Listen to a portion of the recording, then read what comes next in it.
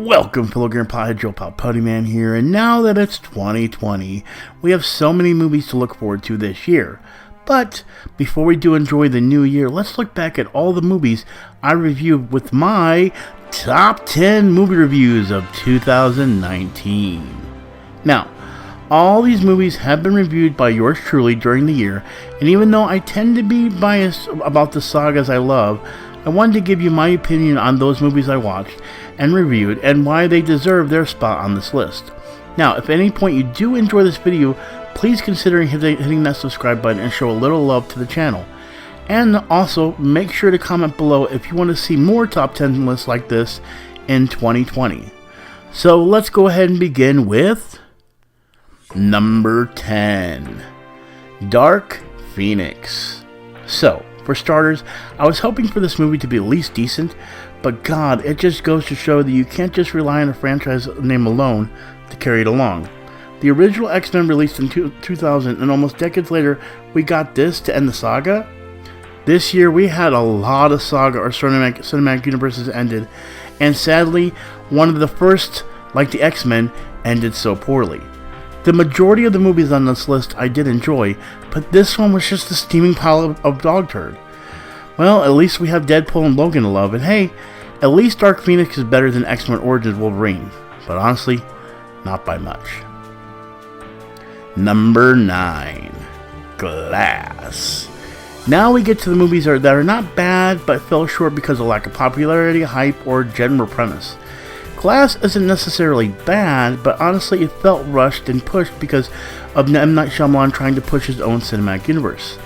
Now, the movies Unbreakable and Split that came before this are definitely better than this, but watching all three together does boost this movie a bit, but not enough to give it this gamer a higher spot on this list. Number 8, It, Chapter 2.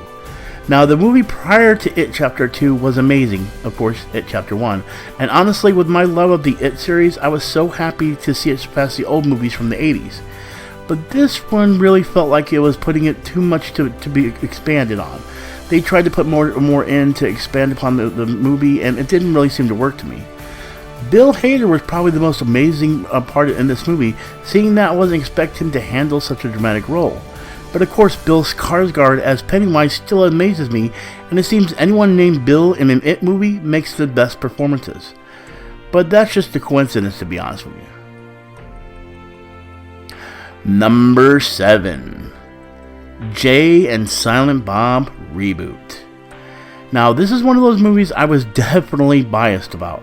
I love the work of Kevin Smith, and I have so much history with this franchise that just anything that he works on I love. So honestly, I love this movie.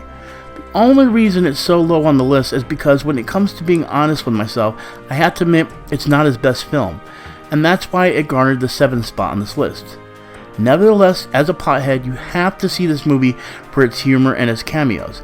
It's so enjoyable and even heartwarming that you aren't expecting it, especially as a Jay and Silent Bob fan. Even though this movie got a number 7 spot, in my heart it honestly got a number 1. But I hold a lot of movies at number 1, so I have to be honest with myself. I love Kevin Smith as a director and actor, but this wasn't his best, but gosh darn it, I loved it. Number 6, Captain Marvel. Now, the Marvel Cinematic Universe has been knocking it out of the park, and this movie is no exception. Kinda.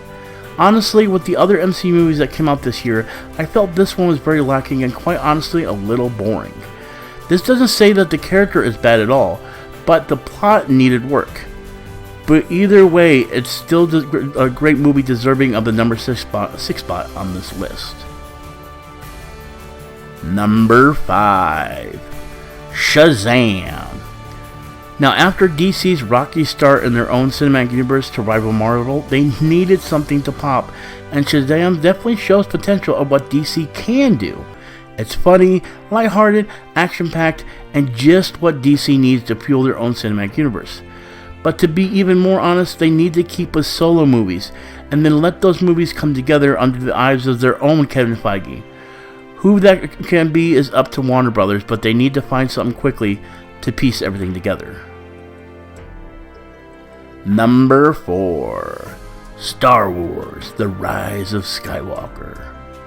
So we get to the latest movie on my list. Look, I freaking love this movie so much because of the little things they did to honor the fans. Yes, I understand this movie was rushed, and its plot is messy, and I am realistic to realize this, and that's why it's at the number 4 spot on this list. But this movie made me laugh and cry, as it brought out so many emotions in me as a hardcore Star Wars fan.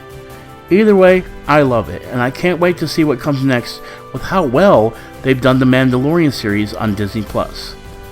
Now, can we let Jon Favreau write the next Star Wars trilogy, please? Number 3. SpiderMan: Far From Home. Now, here's where we get to those movies that just blew it out of the freaking water. Spider-Man is an amazing movie from beginning to end. Tom Holland was born to play this role, and Jake Gyllenhaal was amazing as Mysterio. This movie flowed so smoothly, and even till the end credits, we were left with so many surprises to keep us wanting more. Spider-Man would have had the number 1 or 2 spot, but 2 other movies were just so good that I had to give Spider-Man: Far From Home the number 3 spot. Number 2. Joker. Now, going into this rated R movie, I wasn't expecting anyone to top Heath Ledger's Joker in The Dark Knight. And honestly, it still stands up to be right because and it still stands up to be right because Joaquin Phoenix's performance as Joker is on par but quite different with Heath Ledger's. See, this is such a great movie from beginning to end that it keeps you on your toes psychologically. Nothing is as it seems in this movie, and it makes it so much better than I was actually expecting it. This is DC's version of Logan and/or Deadpool, but stands on its own merits so much that I was struggling even to put it on the top spot.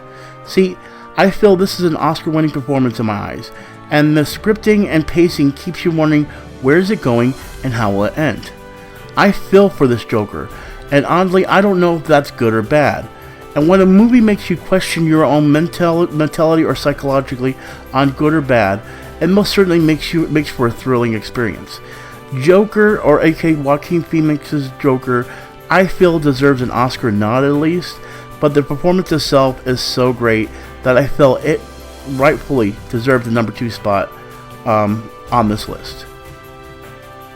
Now, before I go into the number 1 movie, I hope you've enjoyed this video so far. Now, I want to give a shout out to my Tier 2 members. Thank you so much for showing appreciation and love. You can see them right here.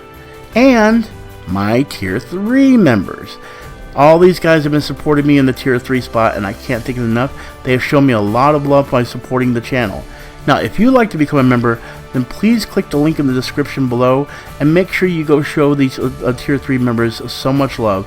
I can't thank them enough for doing that, or coming out and supporting our channel and supporting videos like this. Now, we're also close to the number 1 spot, but I also want to give out an honorable mention to Black Mirror's Bandersnatch on Netflix. Now, this movie came out around December 28th of 2018, but I didn't get my review out until early 2019. But I felt that this interactive movie deserves a shout out. And yes, you heard me right, interactive. You literally choose where the movie goes and what direction you want to take the plot. But what made me love this movie most of all is how self-aware of itself it is. The movie deserves a little bit of your time, but make sure to give yourself several hours so you can see multiple ends of this interactive movie, just so you can see what it has. Again, this is on Netflix. It's called Black Mirror's Bandersnatch, or just look up Bandersnatch. And definitely give yourself at least 3 to 4 hours to go through and see the multiple endings. And now, number 1. Avengers Endgame. Now, is there any surprise that this movie is at number 1? Avengers Endgame is an amazing masterpiece that leaves you wanting more, but happy to see everything tied up in a little bow. This is what a cinematic universe deserves to end its saga, and my god, was it one hell of an ending. God, I just want to start talking about my favorite scenes, but if you haven't seen this movie, then you need to take a month to binge watch all the Marvel Cinematic Universe movies on Disney Plus and see why this is the only way you end a saga perfectly. This is the hammer-wielding, glove-snapping, shield-carrying, Hulk-smashing, Wakanda forever-loving joyride I needed in life, and I'm so happy that I was alive to see this. So the question is, how can they top this? Honestly, 4 words: X-Men and Fantastic Four. Enough said. So there you have it, ladies and gentlemen. That's my top 10 movie reviews of 2019. But before I go, I want to advise you of what to expect in 2020. See, I love watching movies, and 2020 looks to be very, very exciting. But these are only a few things I'm going to see. I have a lot of movies I'm going to see and will be reviewing this year. But at the moment, we have a Bird of Prey, a Blue Hedgehog, a Wonder Woman, a Black Widow, a Bill and Ted, a Morbius, some Eternals, and a return to Ghostbusters, just to name a few. So make sure you hit that subscribe button to see what's ahead for 2020, and I can't wait to bring out those reviews and see what you guys think as well. So there you have it, guys. I thank you so much for coming and watching this video. It's been a pleasure doing these reviews for you all year long.